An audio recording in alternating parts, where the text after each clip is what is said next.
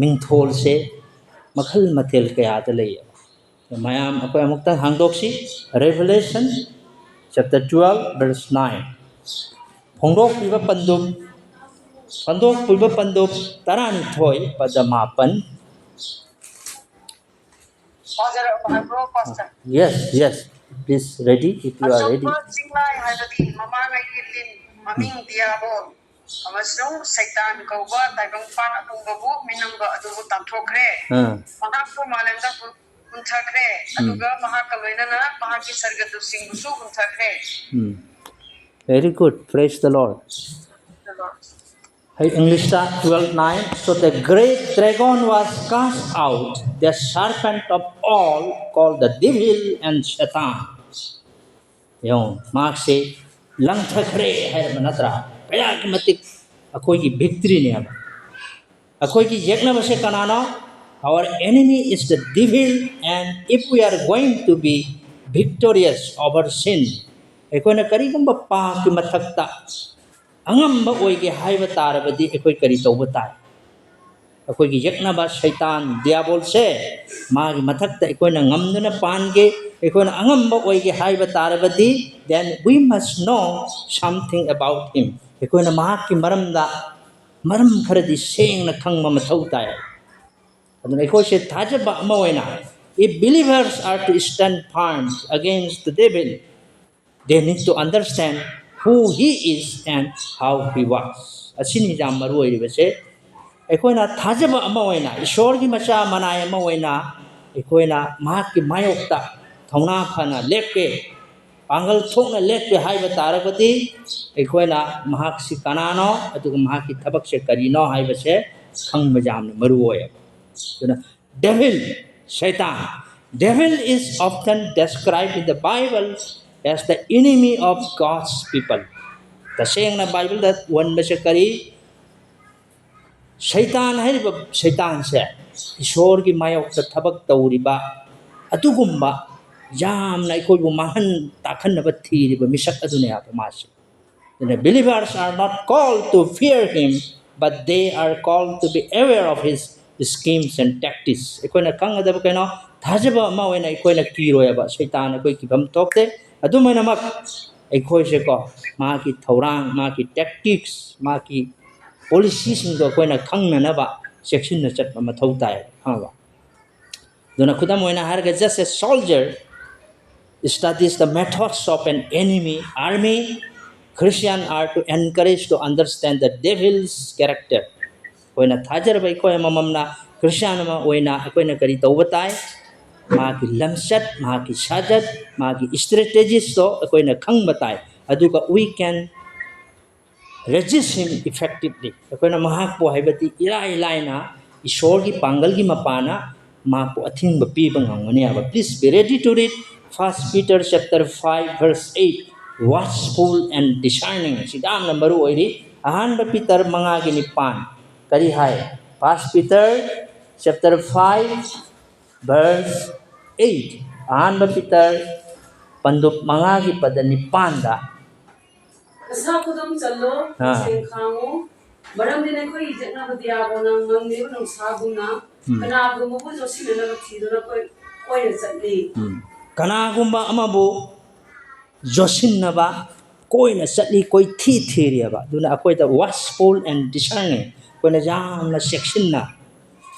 khang mangamna ba discern ki power laina na ba koi mabu thibata akoi matau karam ma pu resist tawgani ईश्वर की पांगल ना knowing his character मागी लमचत करी know Bible दा जाम ने Seng ओहली devil as a deceiver.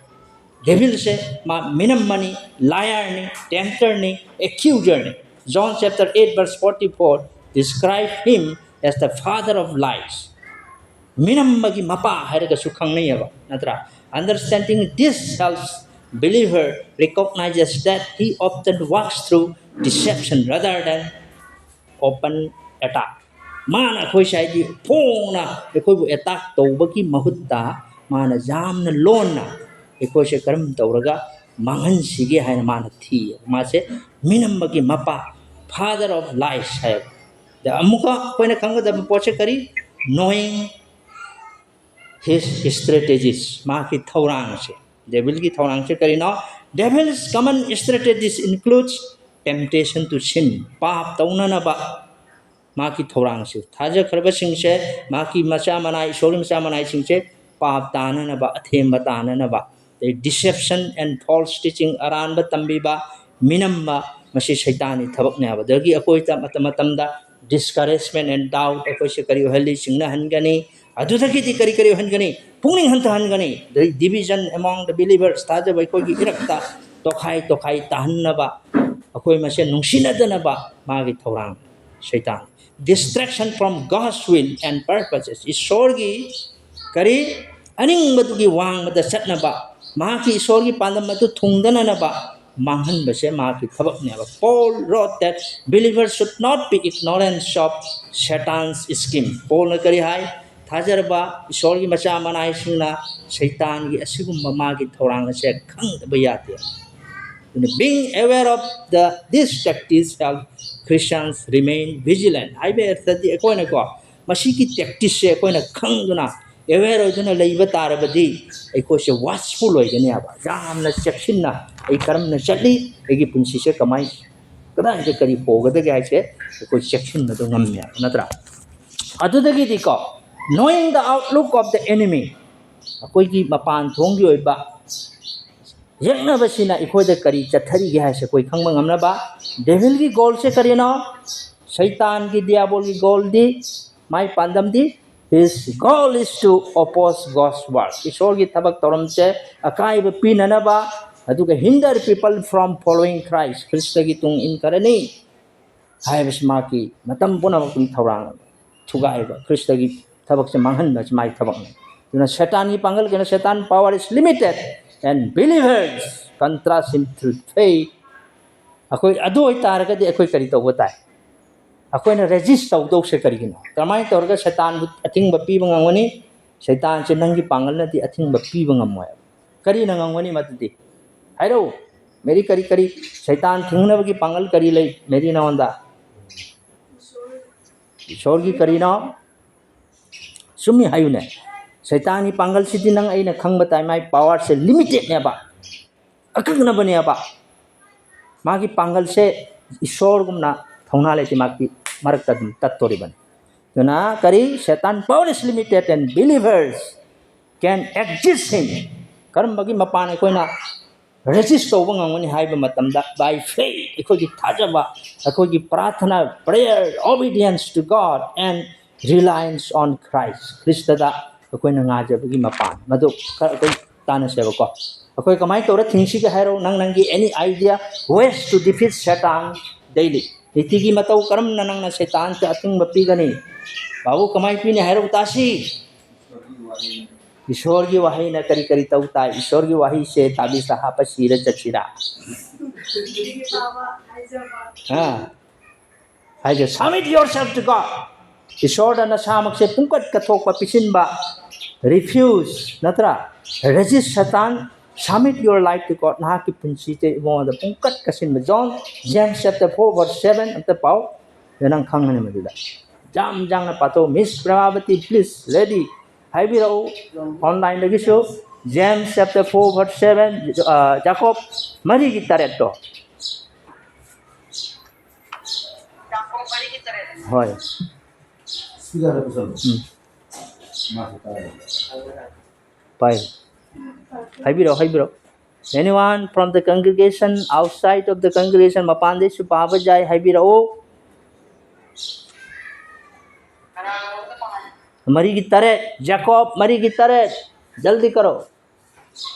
हाँ no जो मरी की तरह पारो मरम मधुना ईश्वर की मखा पोलो दियाबोल मुथिंगो अदु का नमोदगे महाना चेन खिगनी जो थिंगवा नत्रा अदु आई तारबदी when facing temptation athe mata klak ma matam de koi kari to batai hai je batai and choose God's will instead of your own desire nangi nasa gi pangal na nattana ईश्वर की पांगल की मपाना नंग अथे मलाक मतम दा हाइजे बताए नत्रा any other things से कोई ना शैतान थिंग न बगी पोचे करी ना शैतान रेजिस्ट होगा माँ की पांगल से माँ नंग मगा कोई चलन बजारो है Know and use God's word. Ishorgi wahay do ikoy na kang nasatpa. Matthew 4:1-11. Jesus Christ macha mo na su kari tawi. Mo da Satan na laaga theme. Hey, aigi. Laibak se ningtho laibak se loy na nong da pithokan nang na ingon da puramo.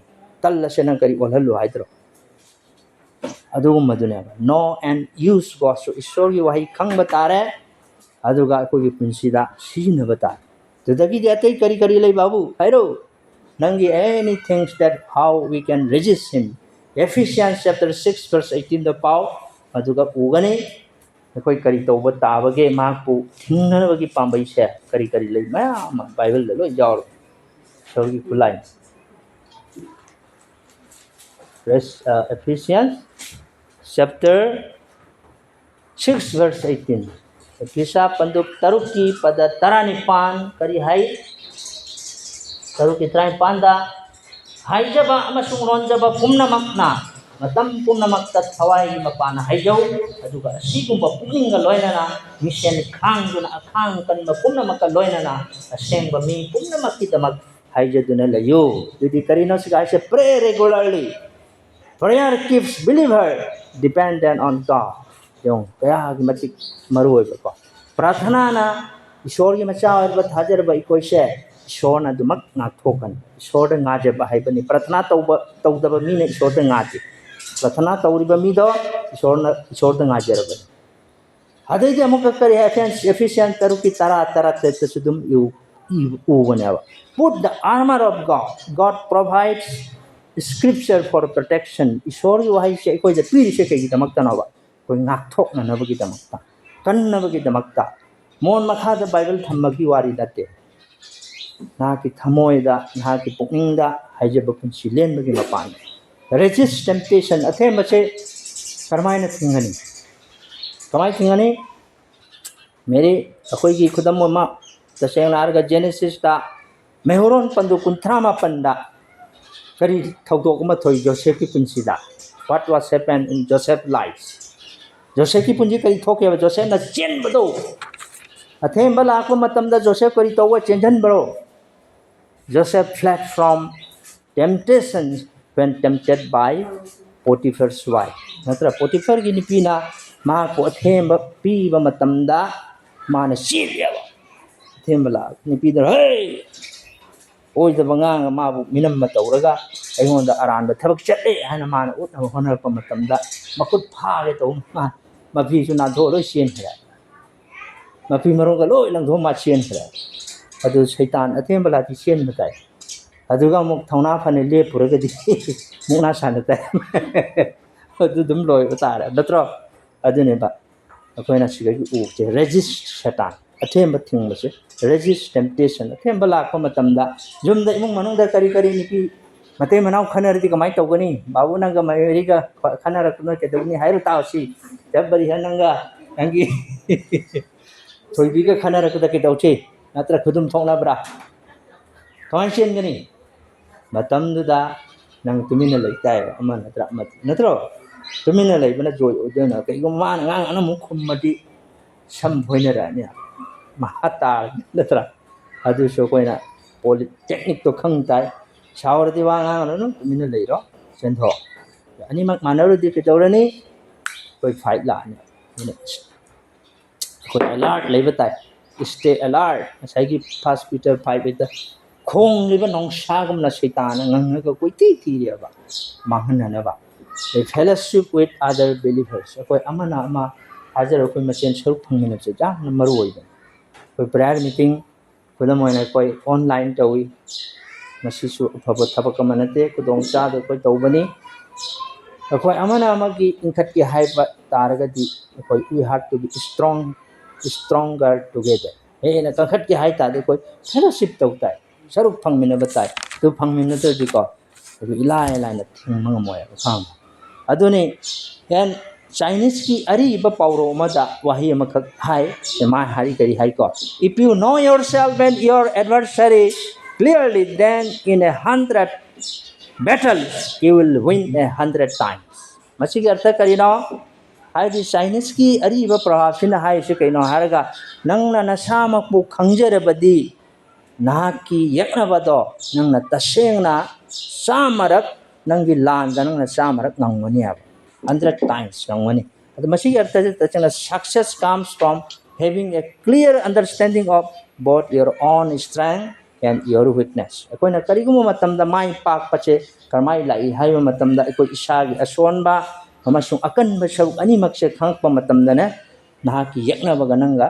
challenge tawngang nangi opponent to nangi yaknabado nangna challenge tawngang isagi asonba khangta aduna if you know yourself haibati nangi your abilities limitations beware of spiritual strength nangi thawai go ba punsigi lambi nangi asonba athemba taba matamda isorgi mateng mathau tai haiba nangna khangmadune abasi maru oiribasi adai your adversary kanana nangi yaknabase your adversary are moise jamna makogi pangal lei hasi nangna khangbai khangma mathau tai their weakness strength ko adadi magi strategy magi lalong do karino akoina khangdok patai magi intention che karino devil ki tactics di karino athemba pura aga akoi se thugai ban deception minam mapiraga nang pungning hantha halaga dei athemba piraga nang se kidoba mana sathok satan lalong se sila so in the same way if we are going to move on maturity akoi thaja bagi punsida mapung phaba thawai goiba mapung phaba oige haiba tarabadi we must daily defeat the satan akoina no magi punsida satan ga nang lan sokna batai nang na sokna doi nate defeat the devil se nang na mai thiba pige haiba tarabadi defeat him we must know something of his persons and his purpose magi masak se koina khangdok patai aduga magi panam se karino haina koina khang tai dina si loisalakda jam sangna laura roike akogi shaitan na pamba post karino koi khang se ko he is described as wicked mas asukimatik tamthiba sathi bani haina koina sandoi aba bible da jam seng hai shaitan se kari he is described as wicked tamthiba jam sathi bani there are over 30 different names given to Satan. Satan ni maming se ko devil se ma ki maming se bible da kuntha ki mathak ta leyeba nuna mako se kari is of these names describe his persons and kari hashi ke maki delineate magi kaino se jamna sengna ko uhal magi thaurang magi plan program sing ko his word they reveal his character and remind us of his conduct aduga maki thabak amasung maki mong matau se koi da uhali maki lamchat sajat he is called the great dragon sai pai bato ro akai ahan ba revelation 12 ke 9 da misme awti pathok the great dragon ai ba chauba linhanuba Satan linano wase karitawi because he is essentially a destroyer makse mang takhan ba mebu athemba piba this speaks of his malicious and hostile personality maki adugu majam na thauna leiba pangal khare lei ba Satan is man du na ni ngai gi 1 Peter chapter 5 verse 8 da hai do man kamai tauri speak of him as a roaring lion seeking when he may devour mata ba matamda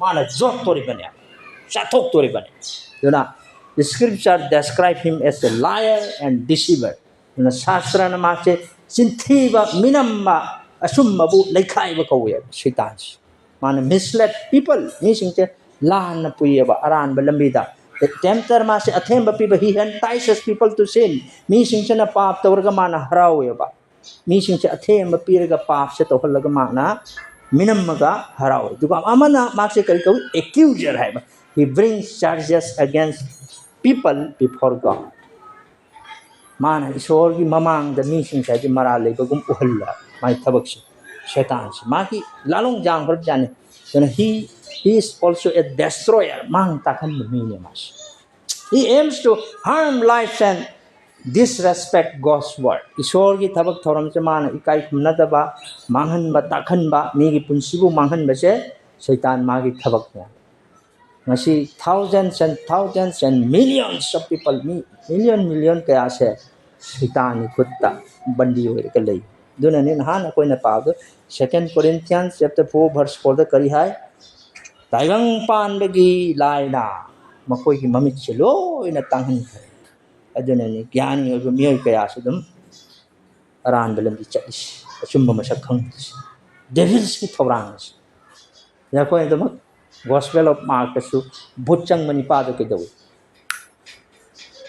chen thing asi taigang pan se Satan ki thabak na lo ina influence oi lei herba gyan lei rasu laik lai su hei rasu asumba masak khang de the devil is a slanderer ma se kari tawi a traitor and accuser slander and a traitor hai se ma se ko nothing please the devil more than seeing a Christian slander another Christian man harau ba karina Satan kwai ti harau ba thabak ti karina ishor gi macha manai thaja ba singi marak ta akai ba thogla aka amana amagi phatta ba ngangna rakpa matam da ma harau isno pele da ma harau ri akoi ma chen khana rakpa se ma is mayak si gale udo ne pi mu chi da single pi toi se yo do harau da ne wa to ri man slender jong ma kwai ti pen ba thabak che do Satan na pen ba devil na pen ba se kari Christian amana amagi phatta ba ngangna ba aduga khoi isen gi marakta akai ba porakpa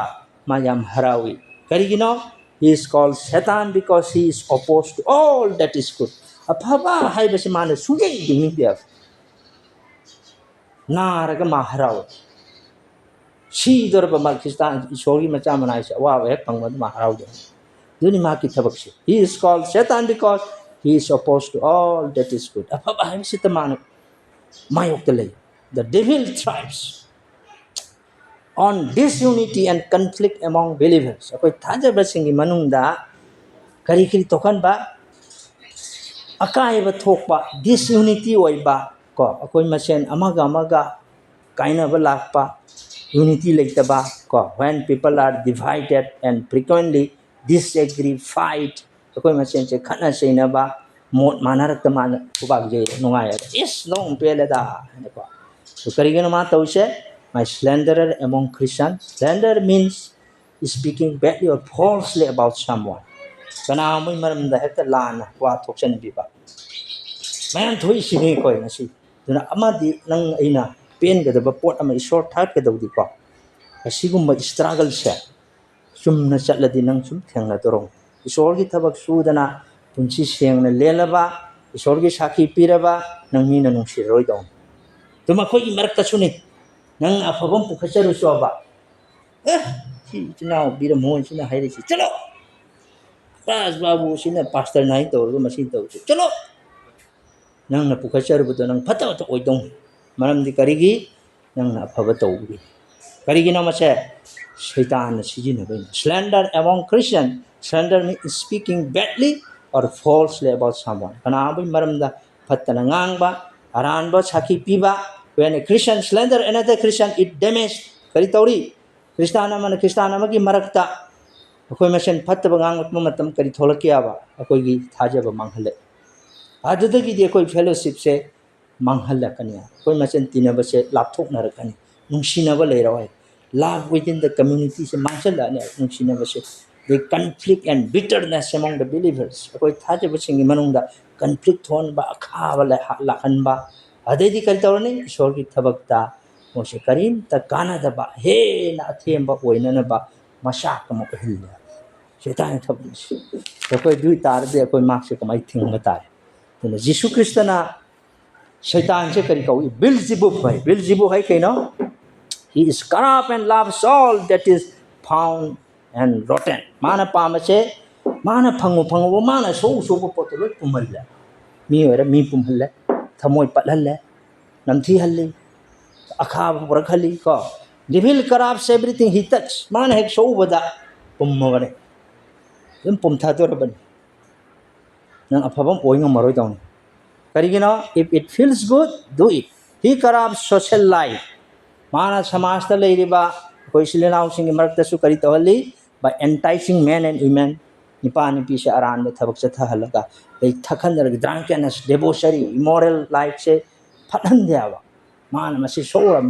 mai ke sule te pap taw ni pi ga ni pa ga aran ba taw pa kari man ꯊꯧꯒꯠꯂꯤꯃꯤꯅꯤ ꯇꯧꯅ ꯍꯦ ꯅꯨꯡꯉꯥꯏ ꯍꯧꯖꯤꯛꯇꯤ ꯃꯐꯝ ꯃꯐꯝꯗ ꯑꯃꯦꯔꯤꯀꯥꯗ bill pass ꯇꯧꯔꯤꯗꯣ ꯅꯨꯄꯥ ꯅꯨꯄꯥ ꯂꯨꯍꯣꯡꯕꯒꯤ ꯕꯤꯜ ꯌꯥꯍꯜꯂꯤꯕꯅꯤ ꯑꯗꯨ ꯁꯩꯇꯥꯟꯒꯤ ꯑꯆꯧꯕ ꯊꯕꯛꯅꯤ ꯑꯗꯩ ꯗ꯭ꯔꯛꯁ ꯑꯦꯟ ꯀꯔꯞꯁ ꯄꯣꯂꯤꯇꯤꯀꯦꯜ ꯂꯥꯏꯐꯁꯦ ꯀꯔꯤ ꯇꯧꯔꯤ ꯂꯣꯏꯅ ꯕ꯭ꯔꯥꯏꯕꯔꯤ ꯒ꯭ꯔꯤड ꯁꯦꯡꯗꯕ ꯃꯤꯅꯝꯕ ꯑꯗꯩ ꯃꯤꯉꯣꯟꯗ ꯊꯣꯛ ꯇꯧꯔ ꯆꯥꯕ ꯀꯣ he corrupts Christian life by introducing doctrines of demons ꯑꯗꯩꯗꯤ ꯀꯔꯤ ꯀꯔꯤ ꯇꯧꯒꯦ ꯍꯥꯏꯕꯁꯨ ꯈ꯭ꯔꯤꯁꯇꯥꯟꯒꯤ ꯄꯨꯟꯁꯤꯗ ꯑꯩꯈꯣꯏ ꯀꯩꯅꯣꯁꯦ ꯃꯣꯡꯒꯤ ꯗꯣꯛꯇ꯭ꯔꯤꯟ ꯄꯨꯊꯣꯛꯑꯦꯕ ꯗꯦꯃꯣꯟꯒꯤ ꯁꯩꯇꯥꯟꯒꯤ ꯗꯣꯛꯇ꯭ꯔꯤꯟꯁꯦ ꯄꯨꯊꯣꯛꯑꯒ ꯀꯩꯗꯧꯔꯦ influence invades all areas of human existence ꯃꯤꯑꯣꯏꯕꯅ ꯂꯩꯕ ꯃꯐꯝ ꯄꯨꯝꯅꯃꯛꯇꯁꯨ ꯑꯈꯥꯕ ꯑꯁꯤꯟꯕ ꯑꯣꯏꯍꯜꯂꯦ ꯑꯗꯨꯅ ꯑꯩꯅ ꯂꯥꯏꯔꯤꯛ ꯑꯃ ꯄꯥꯍꯦꯕ ꯃꯁꯤꯒꯤ ꯂꯥꯏꯔꯤꯛꯁꯤꯗ ꯐꯪꯕ ꯀꯣꯠ ꯑꯃꯈꯛ ꯑꯩꯁꯦ ꯏꯔ ꯄꯣꯔꯛꯏ ꯁꯤꯒ ꯀꯔꯤ ꯍꯥꯏꯒꯦ the church is not a political institution aduga the pulpit is not a platform for the cultural agenda the younger generation declare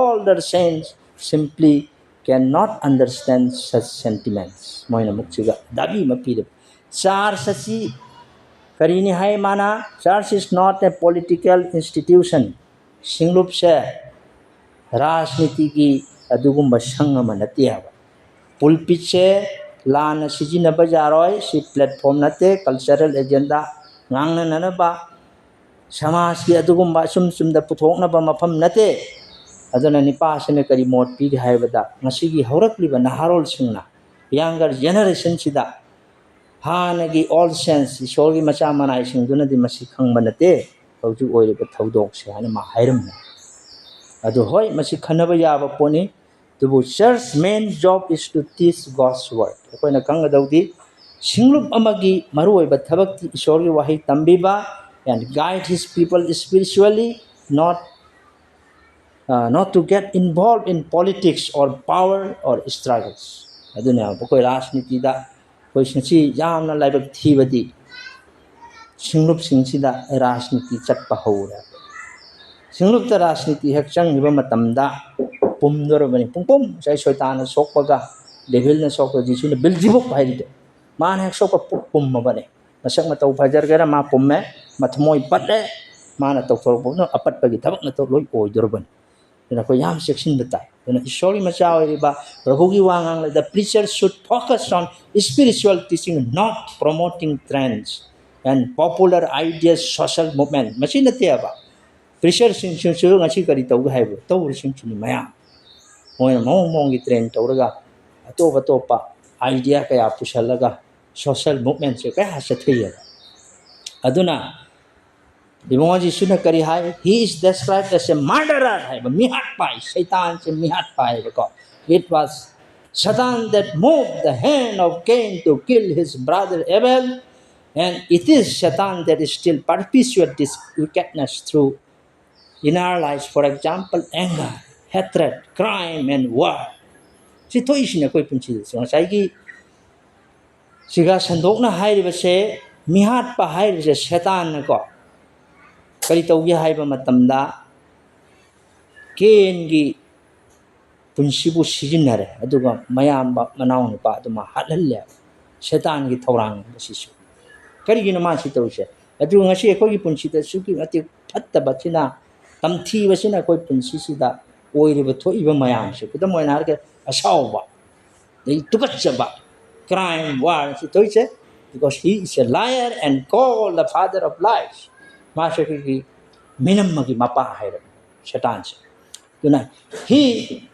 falsified the truth asum masamana kari tawhalli on thuya aran batahal aduga misinterprets the character of God isorgi adugumba mangal isorgi adugumba attribute do man aran the sijinai aduga deceive tawraga man haiti both saints and sinners papi sing amasung isorgi mangal pangkaraba papi kokcha aran kum phangjakharba sing butusu aran batahalla he is called the angel of light ma se kari kauga have the angel of light Satan se ko angel of light se ko mangal gi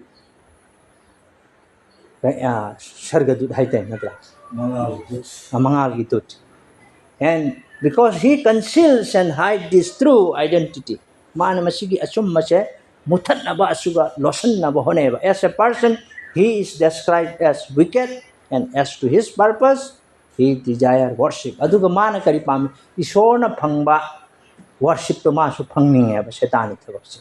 His desire, desirous of worship. Satan yung ko adugi pada se para more clear hoigani madu pasam ta pasiko. Remember in Isaiah chapter 14 verse 12 to 14. The pathoksi Isaiah chapter 14 verse 12 to 14. Someone read, please. Jisaya pantu taramari pada tarani thoi tagi taramari. Microphone payo.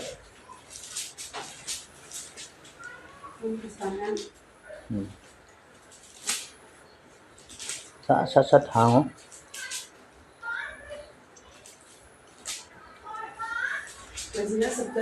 Isaiah chapter 14 verse 12 to 14. Karamna nahakna sargadagi tarak laba. He Lucifer, non saji. Karamna nahaku laikha da tahallaba jati singbu sontahan ki banaha. Maram di nahakna nahaki punging da haiki. Aina sargada kakat kani. Isor ki thawan saksingi matakta aina igi pambal wang na thangat kani. Aina unafam chingthakta. Awang thangbagi ngongkhai da phangmani. Aina leisingi awang bagi matakta kakat kani ai di ihen henba aduga managani kaya matik satir nadra. The prophet Isaiah is speaking of Satan desire to be like God. Isaiah na sigo phongdo se kenawa hai rise Satan na pam se ishor gum na oiba pam. Why is Satan opposed to all that is good? Wangama kari gina mana Satan sina apaba hai besita mana mayok ta leise kai. Why does he slander, accuse, and murder? Marks in minimum namtak to but in thiba. Tajaba machin kanasi nahalaga nuai, but me hat but we check again. Why does he lie? Deceit. Makari the Maktanoman minimum, but check again man machin theory say and delude. How they go? Man misled to make someone and then katohili something false. Untruth. Sumdaba aran mase koi marak ta sagalaga man harause magi thawaks. Maram se kaigi the reason is because he is jealous. Masidam nami hau karam bami shaitans. Ma ke doga have that Satan wants what God has. He wants to worship God. Receive ishona phangba ishona kuramba phangba man this oheni magi thawaks. Satan wants to be like God. Ishogum ma oiba pam. And then that God's place, Ishori mapam mana muningi. Satan fell from heaven due to pride. Karigina Satana Sargadai Tara ishe ondar ishe me hayu. Karigina Lawai the kautar the bdum now tar Satan. I napandana. Satan fell from heaven due to pride. But fights God and man due to jealousy. Adumana. Niho karamba leibani na tayong pansi taman ni mahana ko titi so mayok da lan so naraga na hujik tay ko na pahiba Isaiah 14:12 to 14 se siga jisayo na su seng uhali se kaina mahana pamba se sorgum na oibadun. How you are fallen from heaven, O Lucifer, son of the morning. How you are cut down to the ground, for you have said in your heart, I will ascend into heaven. I will exalt my throne above the stars of God. I will also sit on the mountain of congregations on the farthest sides of the north. I will ascend above the heights of the curse. I will be like Most High. Kaya sati naman isor guma ujining sila setan ilam setse ko. Adona Matthew chapter 4 verse 9 mo kari hai gilam. Amta pasi Matthew chapter 4 verse 9 Satan kari reveal tawi. Just jaldi karo. Amta pato 4 gi mapan. No wallet na ba Matthew chapter 4 verse 9. Oh. Matthew gi pada mapan. Mari gi mapan. Very good.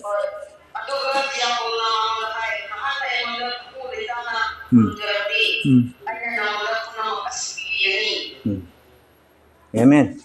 Satan kanino tayo siya, Satan revealed his desire when he said to Jesus, Jesus the high man ka, all these things I will give you, referring all the kingdoms of the world and the glory of, then verse 8 par dum clear hoy.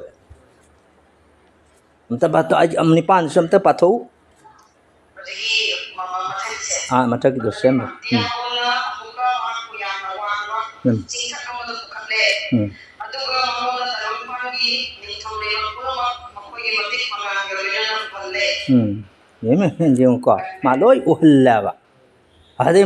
If you will fall down and worship me, nang na karigumba laitan ay ronda kuram jaragadi ay na masisunon da loy pitokana. The Prabhu Jisu na kari pa kumpirame. Makha tao da kari pihe. Hey Satan, thokar chalo. Haidro. Then the ma amo anta hadu badu mo patho mo isor mati ngalo oina ba. Haido patho Satan lawai do kauna ba.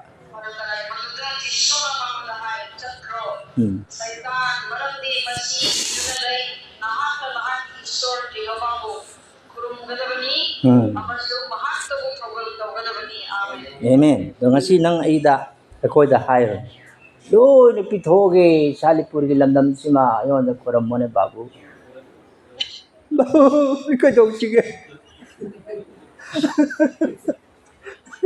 Tayong baso na pangumpay tayong kay ako'y kay wari do. Inakon mo do, Lazarus ka, inakon mo wari do. Kari kang mo do, asum matugok ni hay Bible da. Mado da, laira ba ni pado, tayong panda sakni ba oy do na, masap, mapum mapataga. Tayong pan sa jam, why? Ado sariga di masira ba tong da isor na mapupubire? Masaygi, da, lai jam inakon ni pado mingdi pandre. Mana awa bata teng thare kappe. Lazarus nangi udom bigi matonda ising chow mamatang ay kaya to tahan di hay. So na sans pidre. No. Loy hare nang tayong ban nang awa nungay loy hare. Adan hasi iso na lawsin ba si kay na inahay ti loy po na maksi inak ba lai ba sab mana iso gi mengda. Ma ku iso na inak kullahay na kanbida ba wari na tiya. Una magkanbi adobo masih koi puno makna su pam masih kari no hire ko no sun pam ngane ina kun mani pa di punsi do koi pam dare Lazarus gumna bikhari oi ba sakni ba masa pumba su apa ta hui na su lek pa mi na su thawoi da ba mi na su thana da ba isu thajar da mai len ba pam bro karam pam ado madu ki punsi do yam na maru oi ba isor di khangaga Maki lejari pa puna makto sogi matik mangal gi sigin nata ba masagi ta kan ba inakon ni pat asi tayong pan su akoy na ran na thamoy ta inakon ni pato pan akoy ayam ba krisan ko gi wakalon se karino akoy concept se karino araga e shor hing dai bunda se inakon ba may oy piu si ga Lazarus ko nay mo siya ga pumiyo to Notro, tayong pan nyo, okay, kusan yan, may wakan kasi.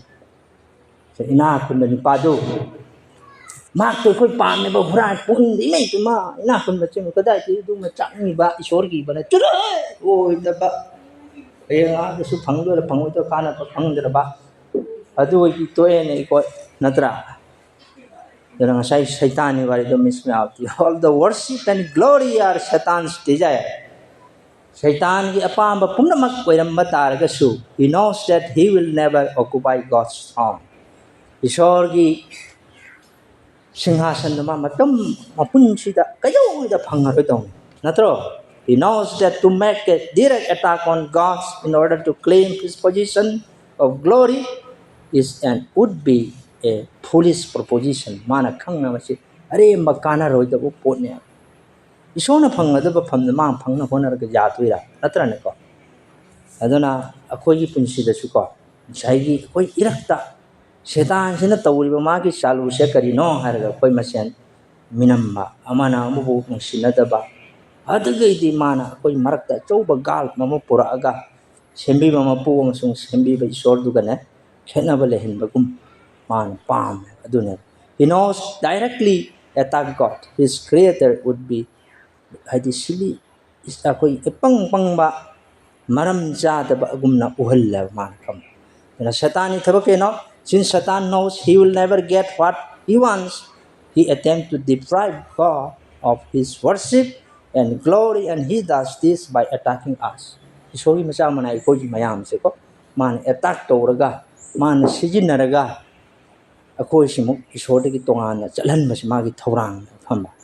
Satan is yam singing. He was not created to glorify God. Satan knows that mioy se isona sembi kibse. He knows if he can somehow divert us. Mana kamay tauraga ako sipong wakal se thaktok halaga adagi se minam maga aditi mangon the seva tawding hai khal seta adumaku oiro or deceive us if he can get us to serve self rather than to serve God. Isor seva tawul muhtamon the seva tawul matawang mang pang man phammaga lao ayon ta kataro ai chai mai aduna koi ngasi sengba isor mo bu khanghrbai koi na ko koi nang khang da posikari Satan se mana maki chalu se kaino haraga mihau karam maki mihau karam sini he wants what God has isor da phangba ikai kumna ba glory honor worship mak phangmoy ase mak khang adubu his goal is to harm God indirectly. Isor gi thabak se mangan ba se magi thabak ne. Since he cannot take God's glory directly, he tries to stop people from worship God. Mi sing isor bu kharam ba che to khan na ma thawang. Akoi na ga ninghan na ga jisu thado sa kis ma pe te. Kajitang awana na aga la aga dagi ai na ga khara isor da ka thok cha na ga honari se kana da ba mi na lai lai them dong ne. Tauruna hai nishmavati kana dabata jabari hanang kari kana dabata nakong namin na nasu udabanang na chas de laga lekom lenang si chalo nem da nuai tum layo setan tauri mai tricks asing manini mamayan da tum layo suma ona te na habu kasi ni isor ma khang ma pulai mo na matu ki thawai sum da khang badaki ma chalo nong chu ge chu nong sa sa ge chaw isor korang mani matugi commitment mo lewe natro adene kari plan way higher akirni then he attacks humans mioy ko se mana attack to Satan tries to tempt akoi bo haibati mana athem piraga minam maga mi sing jamang ke dauri away from God short ki la na chalan ki because humans are the ones who can glorify to makang mioy ba khaktan ishori matik mal phongdok tori bani mioy ba khaktan ishor bu korang mani nasi ga koi charge laga hui na san na ishor koram mat natro duma khang mai technique to mioy bana ishor bu korang mani ma khang his character and purpose ma loi khang bani as a person or being Satan is wicked and evil and his main desire is to be worshipped instead of God. Isori mo tamo da kuram jaba sma yam pam. Adun mangon yang say jealous le. Pam pam ba athoy bo ining ba. Nuoi bagi nature da sum jaw. To Satan ithabak sin. Adun ai koi ko.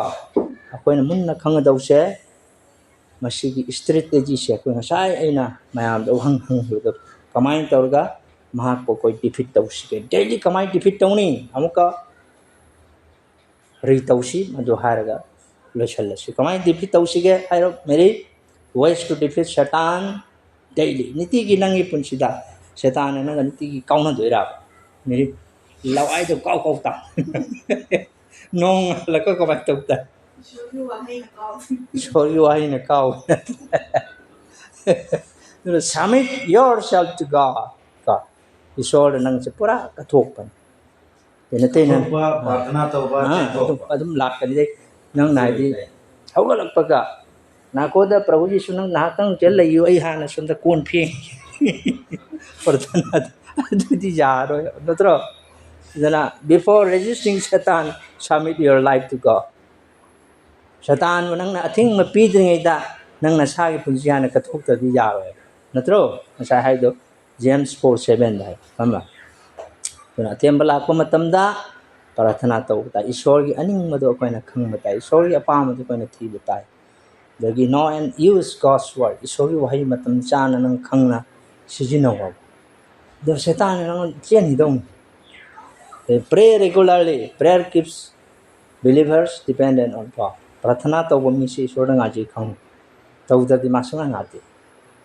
Yung masi sagi Ephesians 6:8 tahay. Khong uti thiya nong sagum lion dun. They put the armor of God. God provides spiritual protection. With Hawaii you ba ngakpok you so kadai dagi lakani show you wahi do. Akoina breastplate kum na set wahi do lan gi pijet chedo. The Satan with the resist temptation. Training singo athemba lakpa matam pa ki thabak lakpa matam dehak to chelo. Pa kana mayok na ge khana ge khalun. Natina naw khana ga onjan na launa le dum Satan ma lau hi dam kudong sa ba.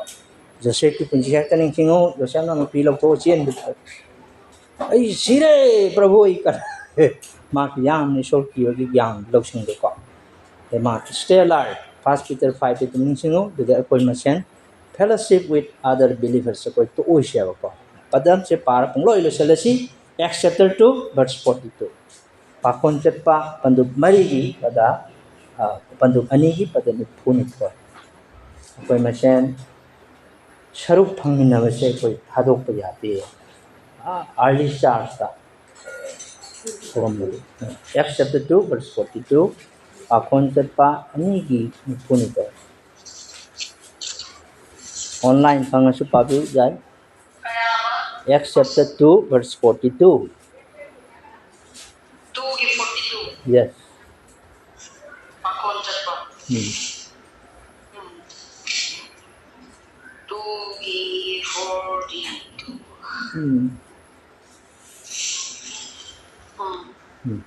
Sida adudagi mahaki wa harauna loksilaba mising aduna baptize lawami 42 oh 42 sorry yeah aduga makoina pa concept singi tambibada saruk paminabada tal thugaibada amasung haijabada taptana mi changami praise the Lord saruk phangnabada haido dro tambibada pa concept singi tambibada saruk phangnabada adagi amok tal thugai du haijabada tattana puing changlam duna saruk phangminabagi mapana kidogani ekose Krishna stronger together natra ko si no magi ko pangal lak tong ne tinadradi mai se sum thau ne singdo